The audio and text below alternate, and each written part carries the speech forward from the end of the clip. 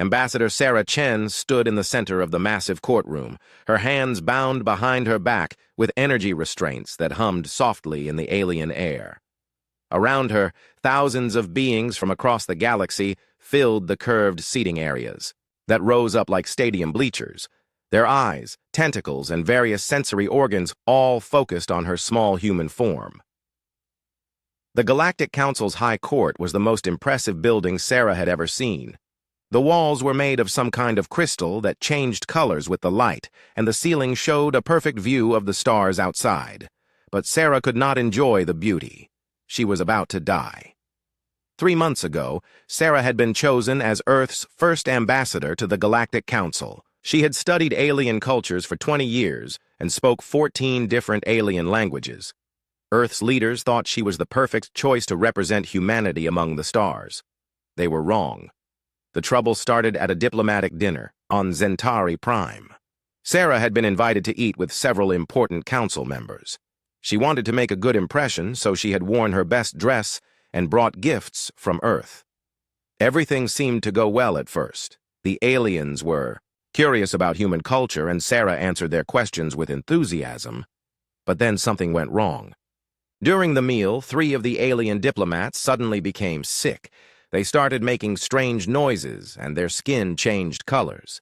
The Zentari medical team rushed in and took them away. Within hours, Sarah was arrested. The council accused her of biological warfare. They said she had deliberately poisoned the aliens with human chemicals. Sarah tried to explain that humans naturally produced pheromones, chemical signals that other humans could barely detect. She had no idea these chemicals could harm other species.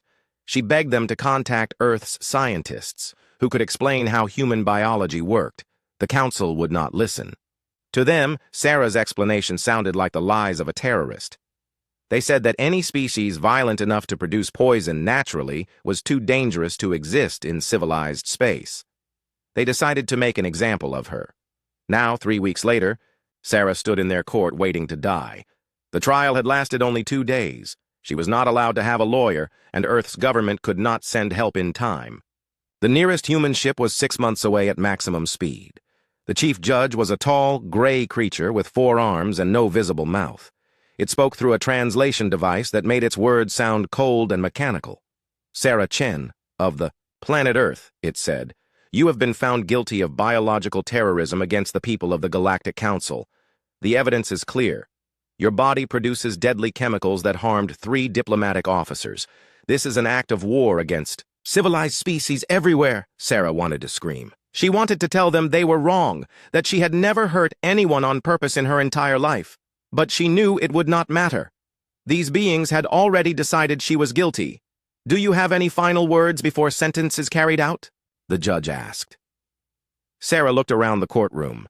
Cameras from across the galaxy were recording her final moments. She knew her death would be broadcast to billions of beings as a warning about the dangerous humans. She also knew that people on Earth would see this recording someday. Her family, her friends, her colleagues, they would all watch her die. She thought about her daughter Emma, who was only 8 years old. Emma wanted to be an astronaut when she grew up. She dreamed of visiting other planets and making friends with aliens. What would Emma think when she learned that her mother had been killed by the very beings she wanted to meet? Sarah took a deep breath and spoke clearly. My name is Sarah Chen. I am a human being from the planet Earth. I came here in peace, hoping to build friendship between my people and yours. I have never harmed anyone in my life. I did not mean to hurt those diplomats at the dinner. My species produces chemicals naturally. We cannot control this any more than you can control the color of your skin or the shape of your bodies. She paused, looking directly into the nearest camera. To the people of Earth who will see this recording, I am sorry I failed you. I wanted to show the galaxy that humans are good people who deserve a place among the stars. Instead, I have given them a reason to fear us. The judge raised one of its 4 arms. Your words change nothing. The sentence is death by molecular dissolution. This will be broadcast across the galaxy so that all species will know the price of biological terrorism. 2 alien guards approached Sarah from either side. They wore armor that covered their entire bodies, with breathing apparatus. to protect them from her deadly human chemicals. One of them carried a strange device that looked like a metal wand with a glowing tip. "Wait," Sarah said, her voice shaking. "Please, just contact Earth. Talk to our scientists. They can explain everything. This is all just a misunderstanding." The judge did not respond. It made a gesture with its arm, and the guards moved closer. Sarah closed her eyes and thought of her daughter. "Tell them we tried to be civilized," she whispered, not sure if anyone could hear her over the noise of the crowd. The guard pressed the device against Sarah's arm. She felt a strange tingling sensation, like pins and needles, but much stronger. When she opened her eyes, she could see her hand becoming transparent. The molecular dissolution had begun. The process was not painful, but it was terrifying.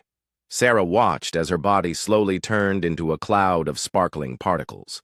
She could feel herself disappearing, piece by piece, atom by atom. The crowd in the courtroom watched in silence as Earth's first ambassador became nothing more than dust floating in the alien air.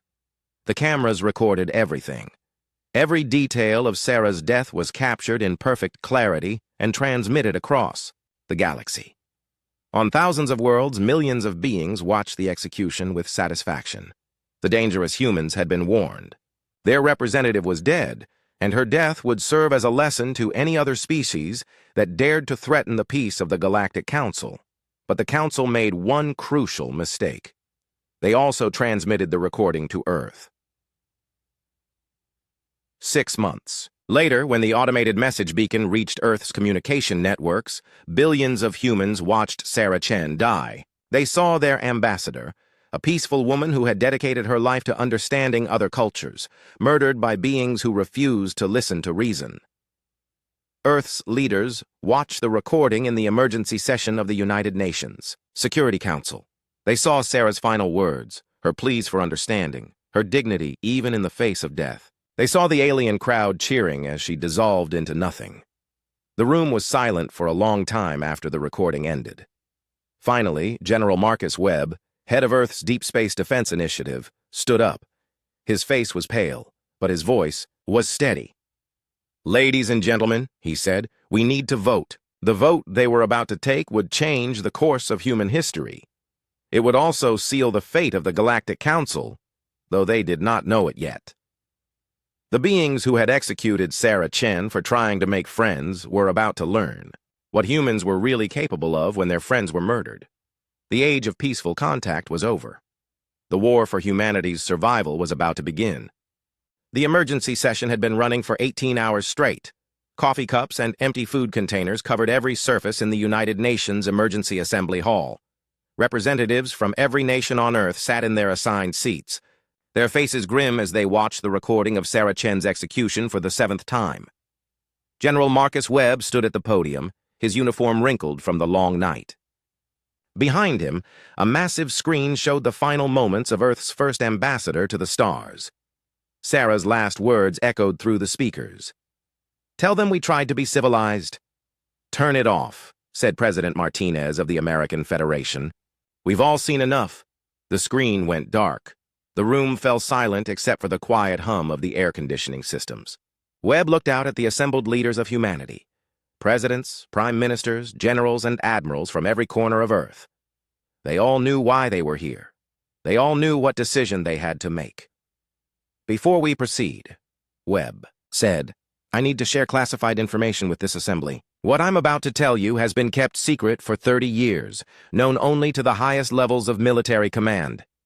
He pressed a button on his podium, and new images appeared on the screen behind him. Technical drawings of strange-looking weapons, star charts marking hidden bases, and photos of massive construction projects in the outer solar system. "When we first detected alien signals 40 years ago," Webb continued, "our governments made a decision. We would prepare for first contact, but we would also prepare for war. We hoped the aliens would be peaceful. We planned for the possibility that they would not be." The screen showed images of enormous space stations hidden behind the moons of Jupiter and Saturn. Weapon platforms that looked nothing like Earth's current military technology. Ships with designs that seemed to bend physics in impossible ways. "The Deep Space Defense Initiative has been building humanity's real military for 3 decades, Webb said. We've developed weapons and technologies that no alien species has ever encountered. We've prepared for the day when Earth might stand alone against the galaxy. The French representative, Premier Dubois, raised her hand. General, are you suggesting we go to war with an entire galactic civilization? They have thousands of worlds, millions of ships. We have one planet. Webb nodded grimly. That's exactly what I'm suggesting, Madam Premier, but not a conventional war. We're going to show them what happens when you murder a human being who came in peace. The Chinese delegate, Chairman Liu, leaned forward in his seat. What kind of weapons are we talking about, General? What makes you think we can stand against such numbers? Webb's expression grew cold. We've developed what we call void displacement technology. Our weapons don't just destroy matter. They remove it from existence entirely. No debris, no energy signature, no trace that it was ever there. We can make entire fleets simply disappear. A murmur ran through the assembly. The implications were staggering. Webb continued his presentation, showing more classified projects, stealth ships that were invisible to all known forms of detection, defensive platforms that could redirect the energy of entire stars, weapons that could strike targets across interstellar distances. How many people know about this? Asked the British Prime Minister. Fewer than 1,000, Webb replied.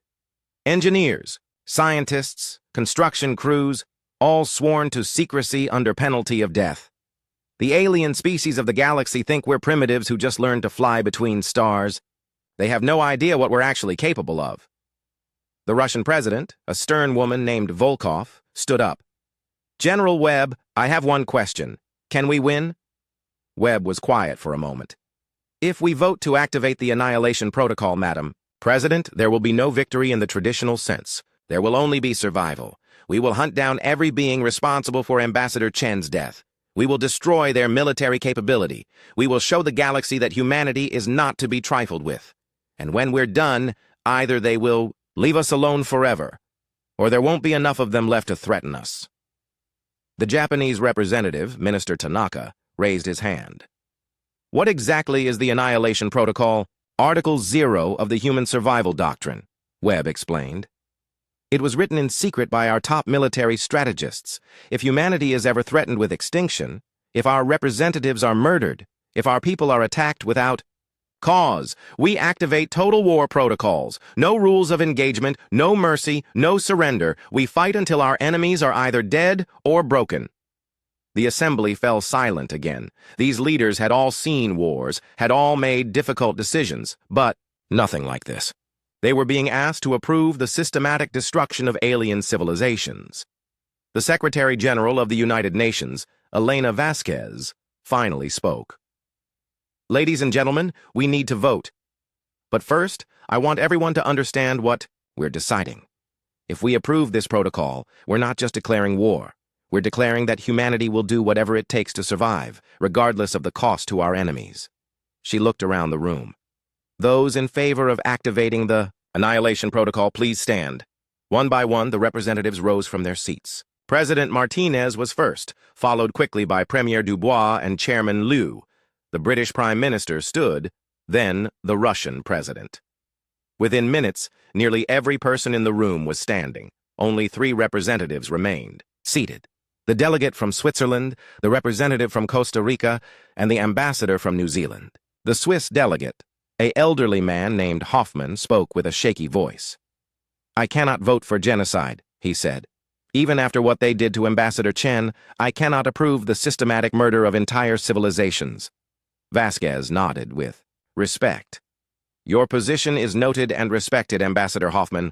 The vote stands at 192 in favor, 3 opposed. The Annihilation Protocol is hereby activated. General Webb stepped back to the podium. We have 72 hours to prepare. I recommend we send one message to the Galactic Council before we begin military operations. What kind of message? Asked President Martinez. A simple one, Webb replied. We tell them they murdered our representative. We tell them we consider this an act of war. We give them 72 hours to surrender the individuals responsible for Ambassador Chen's death. After that, we begin hunting. The message was written in the next hour. It was transmitted on every frequency Earth could reach, broadcast to every corner of the galaxy where humans had detected alien signals. The message was simple and direct. To the beings of the Galactic Council, you executed our representative Sarah Chen for the crime of being human. She came to you in peace, seeking friendship between our peoples. You killed her without trial, without evidence, without mercy. We consider this an act of war against the human species. You have 72 standard hours to surrender the individuals responsible for her death. If you do not comply, we will consider all members of the Galactic Council to be legitimate military targets. We will hunt you down wherever you hide. We will destroy your fleets, your bases, your worlds if necessary. You taught us that the galaxy is not a place for peaceful species. We thank you for the lesson. You have 72 hours. Choose wisely. The message was signed simply, the human race. Across the galaxy, alien civilizations received the transmission. Most laughed at the primitive humans who dared to threaten the mighty Galactic Council. Some species felt sorry for the foolish beings who would soon be crushed by Council forces. None of them understood that humanity's real war machine had been waiting in the darkness for 30 years, ready to show the galaxy what happened when peaceful humans were pushed too far. The countdown had begun. In 72 hours, the galaxy would learn the true meaning of fear. The Galactic Council's emergency session was held on Zentari Prime, in the same building where Sarah Chen had been executed 3 weeks earlier. Representatives from 47 different species filled the Great Chamber, their various forms of communication creating a chaos of sounds, colors, and electromagnetic signals. High Chancellor Vorthen, the same being who had ordered Sarah's death, stood at the center podium. Its 4 arms gestured dismissively as it addressed the assembly. Fellow council members, Vorthen said through its translation device, we have received a transmission from the primitive humans of Earth. They claim we have committed an act of war by executing their biological terrorist. They demand we surrender those responsible for the execution, or they will begin what they call military operations against us. The chamber filled with what could only be described as alien laughter. Representatives from dozens of worlds found the human ultimatum amusing. The Christians' bodies flashed with bright colors that indicated humor. The gas beings from Nebulon 7 created swirling patterns that meant the same thing. Even the normally serious metallic collective emitted harmonic tones that expressed amusement. With respect, High Chancellor, said Ambassador Kellex from the Traders' Union, should we even waste time discussing this? The humans have barely mastered interstellar flight. Their longest voyage was a 6-month journey to reach our territory. They have no weapons beyond primitive chemical rockets. What exactly are they planning to do to us? More laughter echoed through the chamber. Vorthen raised one arm for silence. Nevertheless, we should respond to their ultimatum.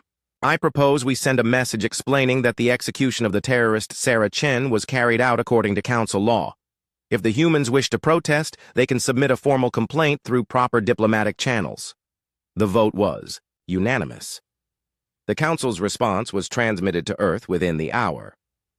The Galactic Council does not negotiate with primitive species who harbor biological terrorists. The execution of the criminal Sarah Chen was carried out in accordance with established law. Any further communication from Earth must follow proper diplomatic protocols. Failure to comply will result in economic sanctions against the human homeworld. The human deadline was ignored completely. 72 hours came and went without any council member giving the ultimatum a second thought. After all, what could one primitive planet do against the might of 47 civilized worlds? They found out 3 hours after the deadline expired. The Proxima Centauri Research Station was the Council's most advanced scientific facility in human space. Built around a red dwarf star, it housed over 50,000 researchers from 12 different species. The station was studying human biology, trying to understand how such a violent species could have evolved naturally. At 0347 Galactic Standard Time, the research station simply stopped existing. There was no explosion, no distress signal, no debris. Field. The massive facility, which had been broadcasting research data just moments before, was simply gone. Long-range sensors detected nothing. No energy signatures, no heat trails, no indication that anything had ever been there at all. High Chancellor Vorthen received the first reports while reviewing agricultural data from the outer colonies. At first it refused to believe the communications officer. The Proxima station was too large to simply disappear. There had to be some mistake. But as the hours passed, more reports arrived. A Council military base near Wolf 359 had vanished during the night shift. A trading post on the edge of human space had blinked out of existence while conducting routine business. A patrol fleet of 12 ships had gone silent between one sensor sweep and the next. All of these facilities had one thing in common. They were staffed by beings who had voted in favor of Sarah Chen's execution. "It's impossible," Forthan said, staring at the reports on its desk. "The humans don't have technology capable of this kind of precision strike. They can barely build ships that don't explode on takeoff." But the evidence was undeniable. Across a region of space spanning dozens of light years, Council facilities were disappearing with surgical precision. Not destroyed, simply removed from reality as if they had never existed. The pattern became clear after the first day. The humans weren't attacking random targets. They were hunting specific individuals. Every being who had voted for Sarah Chen's execution, every official who had supported the decision, every scientist who had provided evidence against her, they were all being systematically eliminated. Commander Rathak of the 7th Fleet had been one of the loudest voices calling for harsh punishment of the human terrorist. He was commanding a massive battlecruiser when it happened. His ship was surrounded by an entire fleet of Council vessels when it simply ceased to exist. The other ship's sensors detected no incoming weapons fire, no energy discharge, nothing. One moment the battlecruiser was there, the next moment there was empty space. The hunt was not limited to military targets. Council Representative Jackson, who had written the formal charges against Sarah Chen, was sleeping in his personal residence on a heavily defended world when he vanished. His bedroom remained intact, but Jackson himself was simply gone, as if he had been selectively removed from reality. By the end of the first week, panic had spread throughout the Council hierarchy. The humans were somehow striking targets across vast distances with weapons that defied all known physics. Their stealth technology was so advanced that Council sensors couldn't detect the attacking vessels until after the targets had already been eliminated. The aliens began to understand that they were not fighting a primitive species. They were fighting something that had spent decades preparing for this exact war. The humans had studied Council technology, learned their weaknesses, and developed weapons specifically designed to counter their advantages. General Marcus Webb watched the operation unfold from Earth's hidden command center beneath the lunar surface. The main screen showed a map of local space, with red dots marking eliminated targets. Each dot represented a Council official who had been involved in Sarah Chen's death. "Status report," Webb said to his chief of operations. Colonel Sarah Martinez, no relation to the president, checked her displays. "Phase 1 is proceeding according to schedule. We've eliminated 73 high-value targets across 21 star systems. No human casualties. No detection of our stealth platforms." Webb nodded. The void displacement weapons were working exactly as designed. The technology worked by creating tiny holes in space-time that simply removed matter from existence. The targets didn't die in the traditional sense. They were edited out of reality. "What about Council military response?" Webb asked. "They're mobilizing their fleets, but they don't know what they're fighting," Martinez replied. "Our stealth ships are invisible to their sensors. They can't track our weapons signatures because there are no weapons signatures. As far as they can tell, their people are just spontaneously ceasing to exist." The human strategy was psychological as much as military. They weren't trying to conquer Council space or destroy their civilization. They were demonstrating that no Council member was safe, no matter how well defended, no matter how far from human space they might flee. High Chancellor Vorthan was the primary target, but the humans were saving it for last. First, they wanted to eliminate all of its supporters, all of its allies, everyone who had played a role in Sarah Chen's murder. They wanted Vorthan to watch its power structure crumble, to see its friends and colleagues disappear one by one. The psychological effect was devastating. Council members began fleeing their posts, abandoning their duties to hide in the deepest, most secure bunkers they could find. But it didn't matter. Human hunters found them anyway. The void displacement weapons could penetrate any armor, any shield, any defensive system the aliens had ever developed. 3 weeks into the hunt, Vorthan sat alone in its private chambers, surrounded by the most advanced security systems the Council could provide. Energy shields hummed around its building. Automated. Weapons scanned the skies. The most powerful military minds in the galaxy had designed its defenses. But Vorthen knew it didn't matter. The humans had killed beings in more secure locations. They had eliminated targets on worlds that were supposed to be impossible to reach. They had proven that nowhere in the galaxy was truly safe from their reach. The communication device on. Vorthen's desk suddenly activated. A human voice spoke in perfect Zentari, the Chancellor's native language. "Hi, Chancellor Vorthen," the voice said calmly. "This is General Marcus Webb of the Earth Defense Command. We've eliminated 46 members of your government who were involved in the murder of Ambassador Sarah Chen. You are the only one left." Vorthen's 4 arms trembled as it reached for the communication device. "What do you want, human?" "We want you to understand something very important," Webb's voice replied. "When you executed our ambassador, you thought you were dealing with a primitive, helpless species. You thought you could murder our representative without consequences. You were wrong." Vorthen said nothing. What could it say? The humans had proven their point with deadly efficiency. "We're going to let you live, Chancellor," Webb continued. "But first you're going to send a message to every species in the galaxy. Admiral Zorith of the Galactic Council Defense Fleet had never lost a battle in 40 years of military service.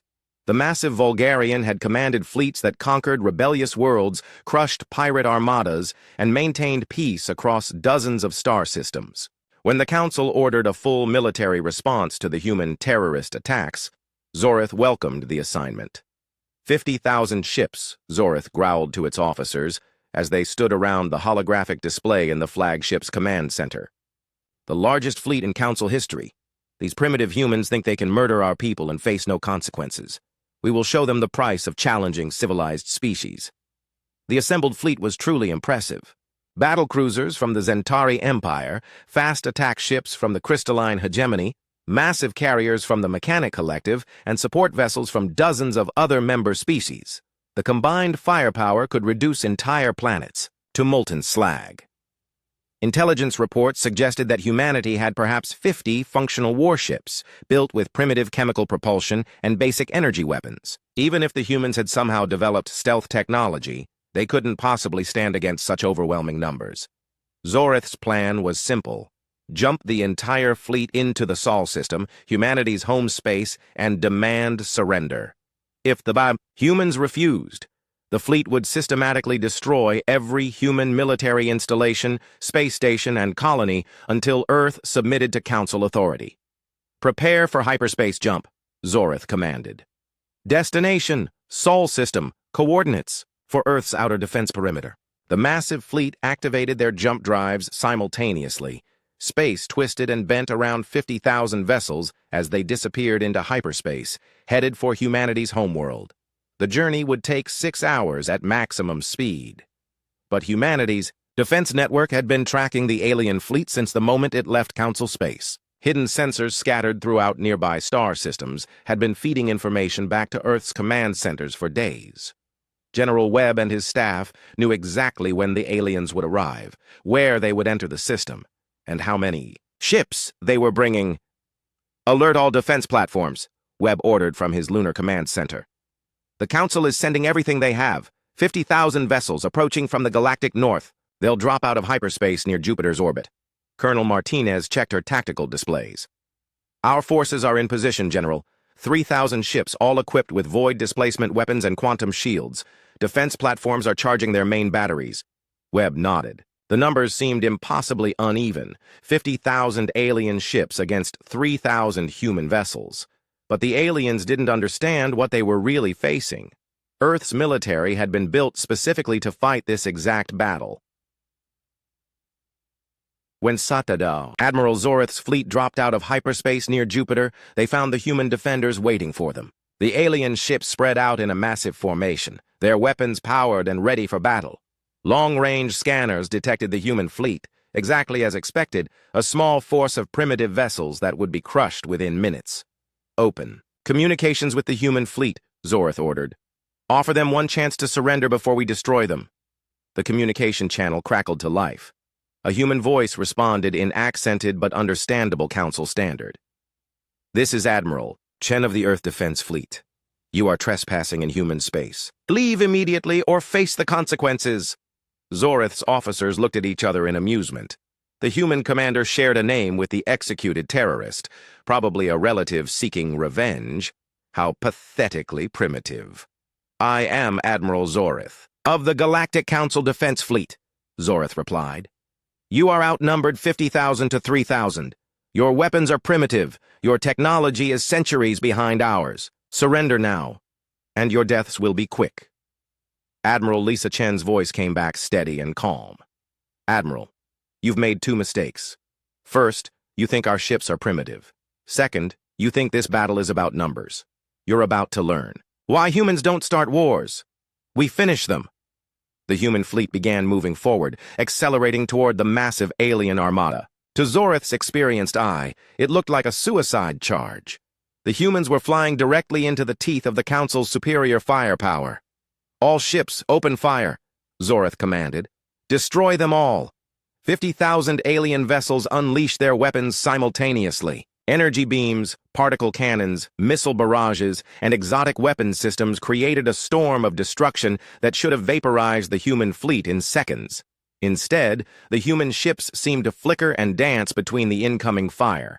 Quantum shields bent space around each vessel, redirecting energy attacks away from their hulls. Missiles and projectiles passed through the human ships as if they weren't there. The humans had learned to make their vessels partially intangible during combat.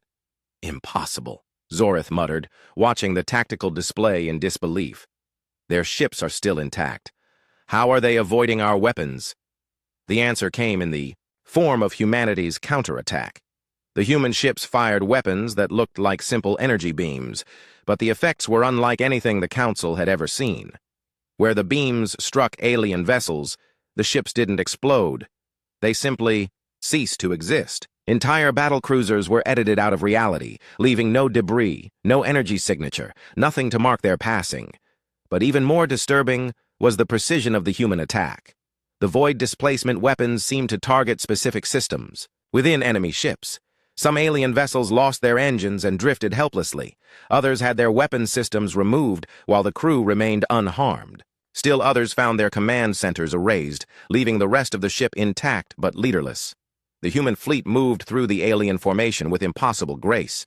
Their ships seemed to know exactly where enemy fire would be directed, dodging and weaving through the chaos with inhuman precision. It was as if the human crews could predict the future, or as if their ships were controlled by machines that calculated trajectories faster than organic minds could think. Within 10 minutes of battle, the Council fleet had lost over 20,000 ships. The humans had suffered no casualties at all. "This is impossible," Zorith roared, watching its proud armada being systematically dismantled. "Their technology violates every law of physics. How can they build weapons like this?" Admiral Chen's voice came over the communication channel again. "You want to know our secret, Admiral? We've been preparing for this war for 30 years. While you were ruling your peaceful empire, we were learning how to kill gods." The truth was even more complex than Chen revealed. Humanity had not just developed new weapons, they had developed new soldiers. The crews of the human ships were linked through quantum neural interfaces that allowed them to think and react as a single organism. Each ship's captain could access the knowledge and reflexes of thousands of other human commanders simultaneously. The human vessels themselves were partially controlled by artificial intelligences that had been trained specifically for this kind of combat. These AIs could calculate optimal firing solutions, predict enemy movements, and coordinate fleet actions with precision no organic mind could match. But perhaps most importantly, the humans had learned from studying Council technology for decades. Every weapons system, every defensive measure, every tactical doctrine the aliens used had been analyzed and countered. The humans knew their enemies better than the enemies knew themselves. Admiral Zorith tried desperately to organize a coherent defense, but it was hopeless. The human fleet moved like a living thing, concentrating fire on key targets, disrupting alien formations, and eliminating command vessels with surgical precision. Council ships tried to retreat, but the humans had faster engines and better navigational systems. The battle lasted exactly 18 minutes. When it ended, fewer than 5,000 Council ships remained functional. Most of these were damaged and fleeing toward the edge of the solar system. The humans made no effort to pursue them. They wanted survivors to carry word of the defeat back to the Council. Zorith's own flagship had been crippled but not destroyed. The human weapons had precisely removed the ship's engines, weapons, and long-range communications, while leaving life support intact. The Admiral found itself trapped in Earth's solar system, forced to watch as human ships moved among the wreckage of its fleet. Admiral Chen's voice came over the emergency communication channel. "Admiral Zorith, your fleet is defeated. Your ships are destroyed. Your crews are dead or fleeing. Do you understand now what you're fighting?" Zorith's voice shook with rage and fear. "What are you? How did you develop such weapons? Your species was barely capable of spaceflight when we first detected you." "We're human," Chen replied simply. "We evolved on a world that tried to kill us every single day for millions of years. We learned to adapt, to innovate, to survive against impossible odds. When we reached the stars, we brought those skills with us." The alien admiral looked out at the debris field that had once been the proudest fleet in Council history. Human. Ships moved among the wreckage, rescuing survivors and taking prisoners. It was a mercy Zorith had not expected from such deadly enemies. "What happens now?" Zorith asked. High Chancellor Vorthen stood alone in the ruins of what had once been the most beautiful city on Zentari Prime. The crystalline towers that had sparkled in the sunlight for 1,000 years now lay in shattered pieces across the landscape. The great council chambers, where representatives from across the galaxy had gathered in peace, were nothing but rubble and twisted metal. The human fleet hung in orbit above the planet like a constellation of death. Hundreds of black ships, their hulls, absorbing light and reflecting nothing back to the terrified population below. They had arrived 3 days ago, not with the sound of thunder or the flash of weapons, but in perfect silence, appearing from nowhere, as if reality itself had birthed them. Vorthen's personal communicator crackled to life. A human voice spoke, in perfect Zentari, the language of its people, with the accent of someone who had studied it for years rather than learned it naturally. "High Chancellor Vorthen, this is Admiral Chen of the Earth Defense Fleet. We need to talk." The alien leaders' forearms shook as it activated the device. After months of war, after watching its civilization crumble piece by piece, Vorthen was finally going to speak directly with the humans who had destroyed everything it had worked to build. "What do you want?" Vorthen asked, its voice barely above, a whisper. "We want you to understand something very important," Admiral Chen replied. "This war could have ended months ago. We gave you every opportunity to stop the killing, to return to peaceful relations. Instead, you chose to escalate. You sent planet-killer weapons against our colonies. You tried to commit genocide against our entire species." Vorthen closed its eyes, remembering the orders it had given in desperation. The Council's most powerful weapons had been deployed against human settlements throughout local space. Weapons capable of turning entire worlds into dead rock had been fired at Earth's colonies. None of them had reached their targets. The human defenses had been far more sophisticated than anyone imagined. Planetary shield systems that could redirect stellar energy. Automated defense platforms that eliminated incoming threats before they could approach populated areas. Evacuation systems that moved entire populations to safety in a matter of hours. "Your weapons failed," Vorthen said. "Our people survived." "Barely," Chen replied. "You tried to murder 23 million human colonists, Chancellor. Men, women, children who had never done anything to harm your people. You ordered their deaths because you were afraid of our military capabilities. The human was right. Though Vorthen would never admit it openly, the Council's decision to use Planet Killer weapons had been born of pure terror. After watching their greatest fleet destroyed in 18 minutes, after seeing their most secure facilities eliminated by invisible enemies, the alien leaders had panicked. "What happens now?" Vorthen asked. "Now you make a choice," Chen answered. "The same choice we offered you months ago, before all of this killing began. You can surrender, accept human oversight of galactic affairs, and submit to permanent monitoring of your military capabilities. Or you can continue fighting, and we will finish what you started." Vorthen looked out at the ruins of its city. In the distance, it could see crowds of its people gathering in the streets, looking up at the human ships with a mixture of fear and resignation. They knew their leaders had failed them. They knew the war was lost. "And if we surrender?" Vorthen asked.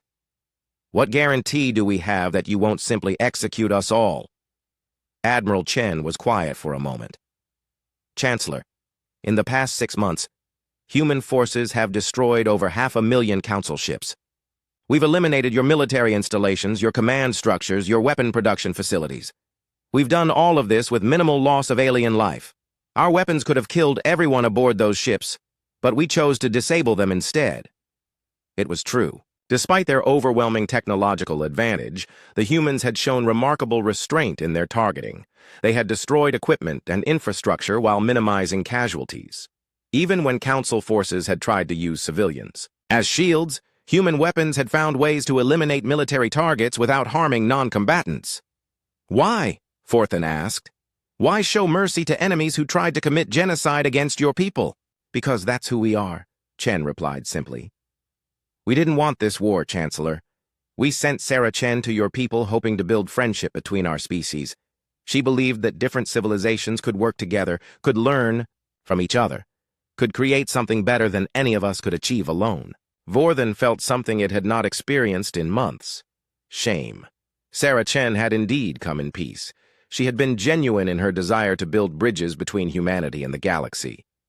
The Council had killed her not because she was dangerous, but because they were afraid of what they didn't understand. The human you executed, Forthan said slowly. She was truly peaceful? She was a mother, Chen answered. She had an 8-year-old daughter named Emma who wanted to be an astronaut.